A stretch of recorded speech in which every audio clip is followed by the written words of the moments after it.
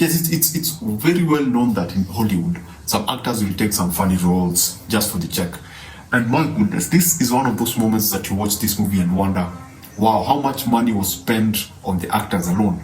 Because everything else actually is not even what I would consider average. It's actually really, really poor. I mean, from the editing to the pacing to just the set design, everything else feels weak. But it's such a star-studded movie that it does not make sense how they were not able to actually just stay away from the famous actors, just look for ordinary actors and just try to pay attention to the other side of the film. Think Tyrese Gibson, Ruby Rose, Don Johnson, the really awesome actor. Think Paul Victor, he's like a villain in all movies that he appears in. You have all these great actors, yet what they produced feels more like a student film. I mean, there's a particular shootout that looks so bad. You wonder whether they actually sat down and edited it and looked at it and went like, wow, this is good enough, let's release it. This movie is dull. The action set pieces are, there's no choreography. You can see the actors struggle. You can see it lacks effort in how it was executed. In terms of performances, this is an example of how you should not direct actors. It doesn't even feel like it. You know what's wrong about the student film? This is worse than a student film. It was carelessly done. It was carelessly edited. It feels slow. It's a struggle. Now, so the story. A group of good assassins versus this Miro, who is supposed to be this human trafficker who is supported by these multimillionaires. And so Miro has come across, how would I call him? A snitch? He's more of a snitch, a rat, a whistleblower. And he believes that this whistleblower has a lot of information. And so he wants to auction him out to these rich billionaires. And so now the collectives want to actually take out they want to take out the whistleblower because they believe that he has some really sensitive information. That's what I think. They want to take him out, and so they have to hire someone to take him out. Now, unfortunately, they get tracked down. I don't know what happens. Things don't go their way.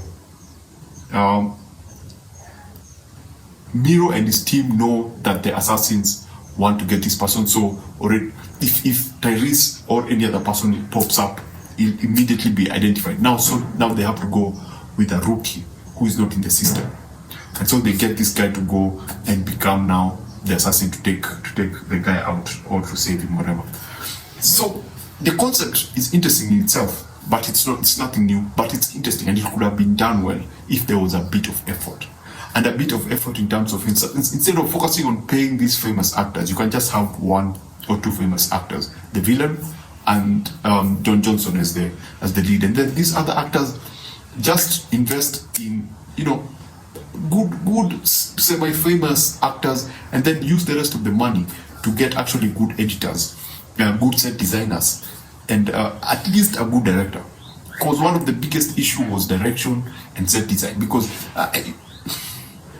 after the rookie is tested and now he's ready to join the collectives, the first thing that he has to go through is the desk. So he has to go through, the normal desk work.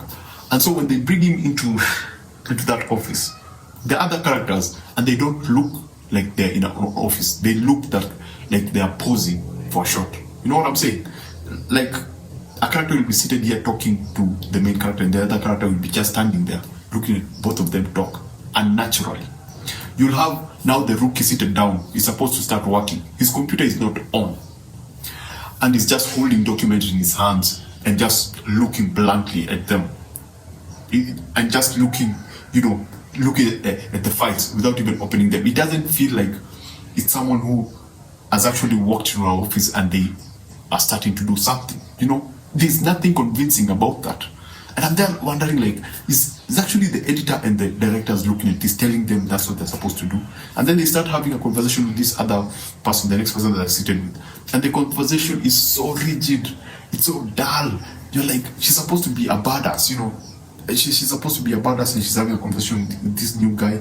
And you feel like she's one of those actors. She feels like a theater actor on screen. whereby, you know, the difference between theater and cinema is theater you reach out, cinema you draw in. She doesn't draw in, she's reaching out constantly. And I'm like, really, guys, come on, we could have done something better with this. And the action is, it's, you know, you can actually you can actually survive a bad movie if it has like really cool action sequences. And in this, it's just, you know, it's just bad. There's no choreography. There's no effort to do something different. There's no effort to do what is ordinarily done the same way. It's just, we have an action set piece. What are we going to do? You are going to walk there. You're going to shoot him. And oh my goodness, there's a Tyrese Gibson scene whereby he's walking straight into a building and they capture him in slow motion. It's the funniest thing you'll ever see. I'm telling you, if you're looking for something something funny to watch, just look for The Collective and go to, there's a particular scene where when Tyrese is walking into a building and it's a trap. And so that slow motion is captured way worse than what a phone can actually capture. You with your phone, you can capture a better slow-mo video than whatever was shot in this film. So yeah, if you've come across The Collective and you want to watch it, it's a bad movie. Let me just put it that way. And it's not that like the bad movies that they're so bad that they're fun.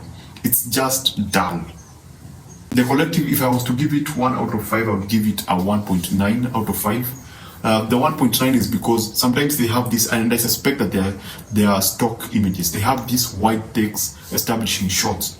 Beautiful, either cityscapes or just a forested area and then the sun, and they feel more like stock videos. They don't feel real. They don't feel like they actually shot those shots. So yeah, that's 1.9 out of 5. Now, thanks for watching. Remember to always watch what you enjoy and enjoy what you watch. Please subscribe, and I will see you on the next one.